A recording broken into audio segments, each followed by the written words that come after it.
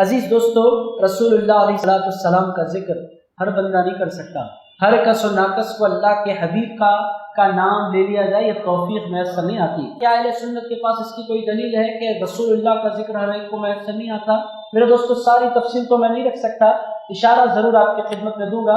عزیزان گرامی قدر، عالم ارواح میں 2 میٹنگز ہوئی تھی۔ سورہ کا نام سورۃ الاعراف ہے۔ سورہ اعراف میں اللہ تعالیٰ نے پہلی میٹنگ کا ذکر فرمایا۔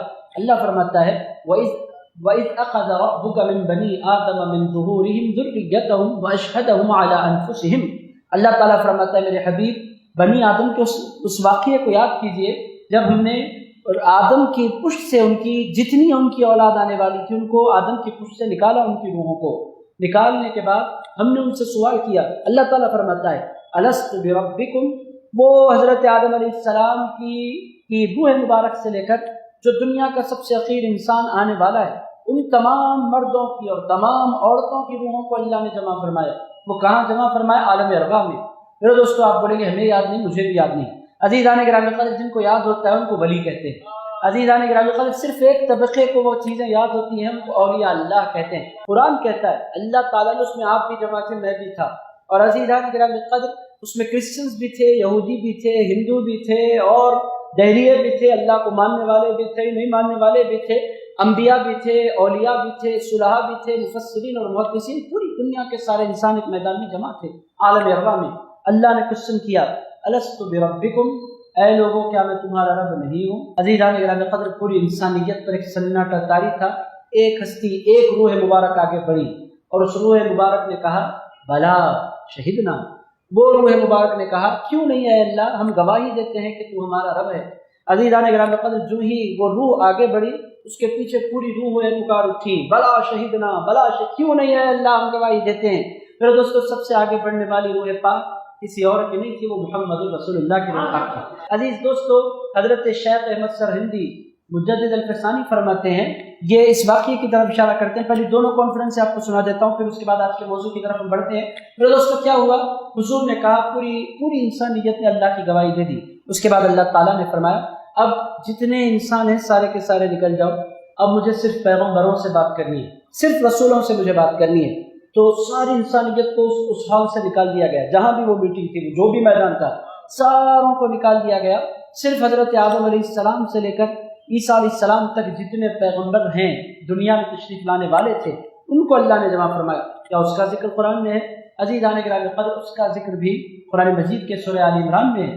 اللہ تعالیٰ فرماتا ہے وَإِذْ أَخَذَ اللَّهُ مِيثَاقَ النَّبِيِّينَ لَمَا آتَيْتُكُم مِّنْ كِتَابٍ وَحِكْمَةٍ ثُمَّ جَاءَكُمْ رَسُولٌ مُصَدِّقٌ لِّمَا مَعَكُمْ لَتُؤْمِنُنَّ بِهِ وَلَتَنصُرُنَّهُ۔ اللہ تعالیٰ فرماتا ہے اے میرے حبیب، یاد کیجئے جب اللہ نے مضبوط وعدہ لیا پیغمبروں سے، کیا کہہ کر، اے پیغمبروں کی جماعت، جب میں تمہیں دنیا میں کتاب اور حکمت دے کر بھیجوں، ثم جاءکم رسول، پھر میرے مصطفیٰ کریم تشریف لے آئیں، لتؤمنن بہ ولتنصرن، ارشاد فرمایا کیا تم مجھ سے اس بات کا وعدہ کرتے ہو کہ تم میرے حبیب پر ایمان لے آؤ گے، میرے حبیب کے خدمت گزار بن جاؤ گے، ان کی مدد کرنے والے بنو گے؟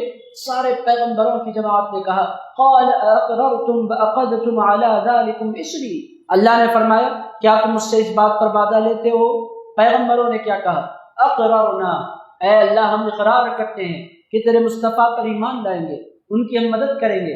ارشاد فرمایا فاشہدوا، اے پیغمبروں ایک دوسرے پر گواہ بن جاؤ، وانا معکم من الشاہدین، اور مصطفیٰ کی عظمت کی گواہی دینے والوں میں تمہارا پروردگار بھی شامل ہو جاتا ہے، وانا معکم من الشاہدین۔ اس کے بعد اللہ نے فرمایا فمن تولى بعد ذلك، میرے حبیب کا ایمان، میرے حبیب پر ایمان لانے کے بعد اب جو اس وعدے سے پھرے گا، نبوت چھین لی جائے گی، فاولئک هم الفاسقون، اور اس کو فاسقوں میں داخل کر دیا جائے گا جو میرے مصطفیٰ کریم پر ایمان نہیں لائے گا۔ میرے دوستو، ایک سوال یہ پیدا ہوتا ہے، جب اللہ تعالیٰ نے اپنی بات کرنی تھی تو سب کو رکھا، اپنے حبیب کی بات کرنی تھی تو سب کو نہیں رکھا؟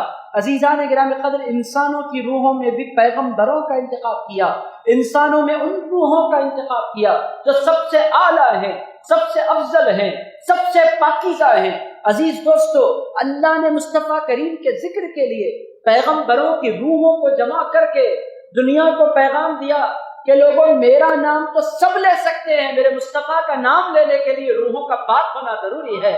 عزیزان گرامی قدر، حضور کا ذکر ہر کوئی نہیں کر سکتا۔ بہت سے لوگ کہتے ہیں رمضان کی خوشیاں تو سب مناتے ہیں، میلاد کی خوشیاں سب نہیں مناتے۔